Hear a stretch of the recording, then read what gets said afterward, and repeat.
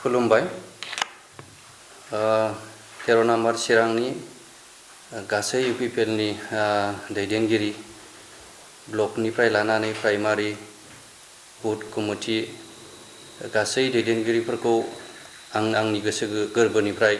साबायखर जासिनाय थाबाय मानोना दाख्लै थांनाय जेनेखि इलेक्शन बे इलेक्शनाव बिथांमोना खस्थ' खालामनानै आंखौ हेफाजाब होनायनि थाखाय आरो पार्टीनि थाखाय मावसोमनायनि थाखाय गासैखौबो आं साबायखर बावबाय मैया जेनेखि रिजाल्ट जाबाय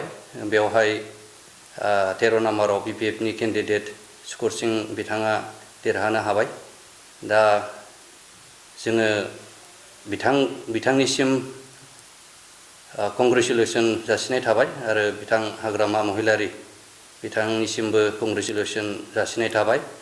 आसा खालामदों रायजो राजानि जेनेखि खामानिफोर बेखौ मोजाङै मावलांगोन होननानै आं भरसा आसा थाबाय जेखि जाया मानो सरकारा बिदिनो थांलाय फैलाय बेयो जायो बयबो जुजिदों जोंबो जुजिदों रायजो राजाया गोबां सापर्ट खालामबाय आसा खालामदों जोंनि UPPL नि दोलोनि गासै सोद्रोमाफोरा गोसो सिङाव नाराज बा निराशा जायालासेनो जेरैबायदि दङ बेबायदिनि थाखाय थानो थाखाय आं खावलायदों मानोना बेयो मोनसे गेम जेरै फुटबलखौ गेलेबाय दा बेवहाय मोनसेयाथ' देरहाखागोन नाथाय बेवहाय जेननाय देरहानो थाखायो बेवहाय जोंहाबो गोसो बोलो बायनो नाङा रायजो राजाया दङ बयबो दङ थिगानो दं गासै दैदेनगिरिफ्राबो दङ दा बेनि थाखाय आं खावलायनाय थाबाय जेरैबायदि जोङो पार्टियाव दङ बेबायदिनो ज'ज'यै नांगौ समफोराव नोंथांमोना ओंखारबोगोन होननानै आं आसा आरो मिजिंथिबाय आरो बेखिनिखौनो जोबथानायाव बयनोबो गोजोननाय आरो अननाय जासिनानै आं बेखिनियावनो दोनथ'बाय गोजोन्थों সকললৈ নমস্কাৰ 13 নম্বৰ চিৰাং বাসী বা ৰাইজৰ কাৰণে মই সকললৈ আন্তৰিক শুভেচ্ছা যাচিছোঁ যোৱা ইলেকশ্যনত আমাৰ ব্লক প্ৰাইমাৰী আৰু বুথ কমিটি যিমান লিডাৰ্ছ আৰু মেম্বাৰসকল কষ্ট কৰি পেলাই আমাৰ ইলেকশ্যনত সহায় কৰিলে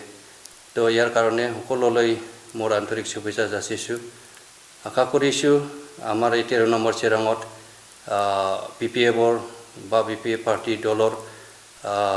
সুকুৰ সিং বসুমতাৰী জিতিছে তো ইয়াৰ কাৰণে মই বেষ্ট উইচেছ যাচিছোঁ আৰু যিনেকি চৰকাৰ চলাব BPF-এ সন্মানীয় হাগ্ৰামা মহিলাৰী দেৱক মই